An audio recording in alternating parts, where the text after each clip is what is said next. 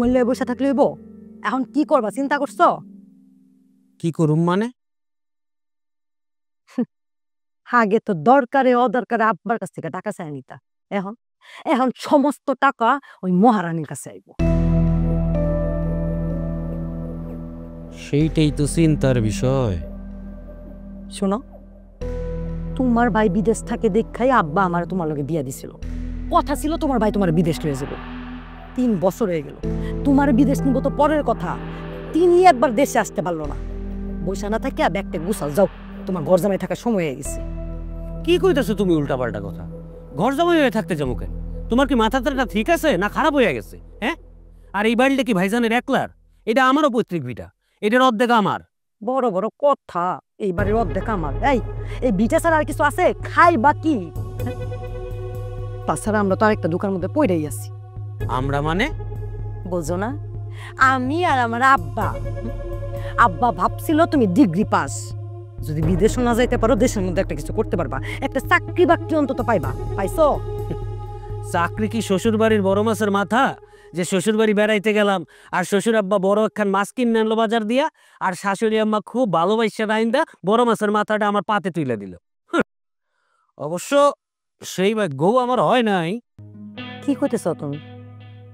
মানে আজ পর্যন্ত শ্বশুর বাড়ির বড় মাছের মাথা খাওয়ানোর ভাগ্য আমার হয় নাই। দেখো আসা, তোমার লগে আমি এখন আমার বাপের বাড়ি নিয়ে ঝগড়াঝাটি করতে চাই না, তাই না?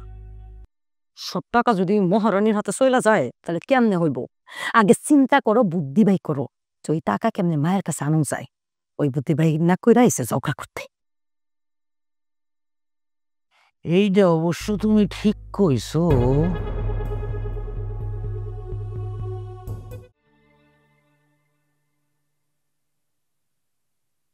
মা শাক কাটো।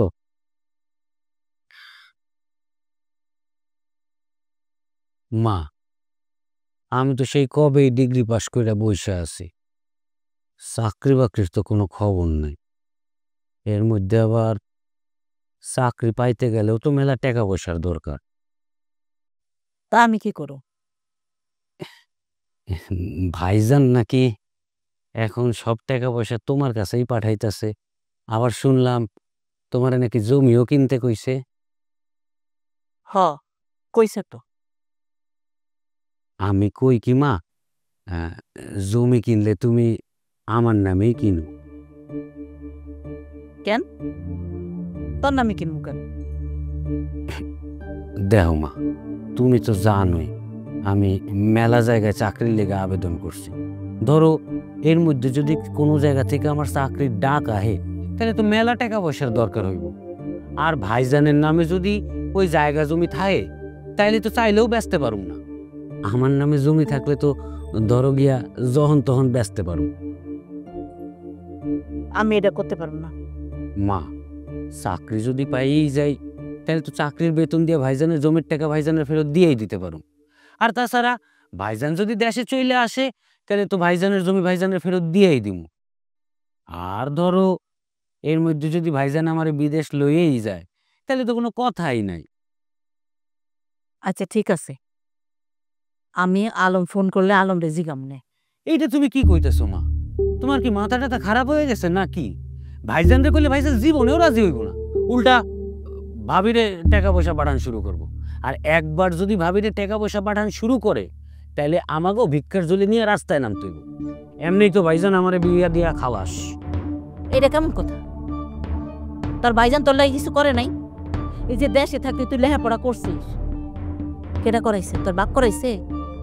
তোর ভাইজানই তো টাকা পয়সা দিয়ে তোর লেখাপড়া করাইছে, করাই নাই? সে যত যাই কমা, এখন তো আমি বেকারি বসে রয়েছি, ঘরে একখান বউ আছে। আর তাছাড়া আমি তো তোমারে বারবার কইতাছি যে ভাইজান ফিরে এলে ভাইজানের জমি তো ভাইজানের নামে ফেরতই দিয়ে দিই। আর চাকরি বাকরি যদি নাই হয় তাহলে তো জমি জমা নিজের নামে থাকলে কিছু তো আবাদ সুবাদ করে খাইতে পারো। আমার মনটা সাই দিতেছে না রে। আম্মা, আমি তো তোমার কাছে ব্যবসা ট্যাবসা করার লেগে টাকা পয়সা চাই না। দেখা গেল ব্যবসা করতে গিয়ে ব্যবসায় লস খাইতে পারি, লস খেলে তো আর ব্যবসার টাকা ফেরত দিতে পারুম না। আর আমি তো তোমারে বারবার কইতাছি আমার নামে যদি জমিটা কিনো তাহলে কিছু কইরে টেরে খাইতে পারো। তুই আমারে যাই কস আসাদ, আমার মনটা কোনোভাবেই সাই দিতেছে না। আমি এটা করতে পারবো না। তা দিব কেন? মন তো আমার লেগে কোনোদিন সায় দেয় না। এই যে বড় পোলারে সবসময় বড় মাছের মাথা আর বড় মুরগির ঠ্যাং খাওয়াইতা, এর লেগেই তো হের লেগে খালি মন পড়ে, আমার লেগে তো কোনোদিন তোমার মন পড়ে না। সংসারটা তো আর টাকায় দিয়ে চল। এইটা দেখোস না, বিদেশে বলাটা আমার কত কষ্ট করে টাকা পাঠায়, সেই টাকা তো তোরা বয়ে বয়ে খাস। এইটা চোখে পড়ে না। শরীরটা যে কি ব্যথা করতেছে। ছোট বউ, ছোট বউ, ছোট বউ।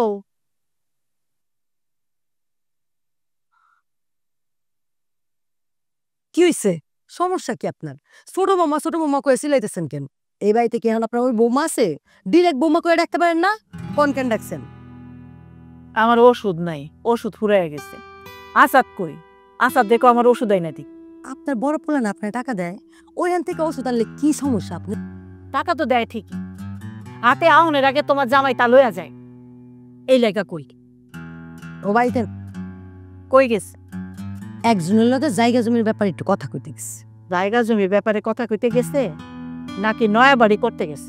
নয়া বাড়ির কথা আপনি শুনলেন কই? দেখো, অহনো আমার এই দুইটা চোখ আর দুইটা কান ঠিকঠাক আছে। আমি সবই দেখতে পাই আর সবই শুনতে পাই। শুনছেন, ভালো করছেন। এটাতে তো আপনারই ভালো আম্মা। এই ভাঙাচোরা বাড়িতে আর কতদিন থাকবেন? পাকা বাড়িতে যায় উঠবেন, মহারানীর মতো পায়ের উপরে পা তুলে থাকবেন, যাহা মন চাইবো তা অর্ডার করব। শুধু আপনার কাছে একটাই অনুরোধ, ভাইজানরে আবার এই কথাটা কইতে চায় না। আমার বড় পোলাই কই থাকে? আপনি ভাইজানের লেগে এত চিন্তা করতেছেন কেন কন্ত? ওনার কি টাকা পয়সার অভাব? মাশাল্লাহ, অনেক টাকা পয়সা। আলম রে কথাটা না জানানো ঠিক হইব না। আম্মা, আপনি বুঝতে পারতেছেন না, এরা ভাইজানের লেগে হইব একটা সারপ্রাইজ। কি প্রাইস? আরে সারপ্রাইজ, সারপ্রাইজ মানে হইতেছে আচমকা কোনো কিছু দেখে চমকায় যাওয়া। আচ্ছা ঠিক আছে, আশা দাইলে কইও আমার ওষুধগুলো যেন আইনা দেয়। আচ্ছা কইতাছি।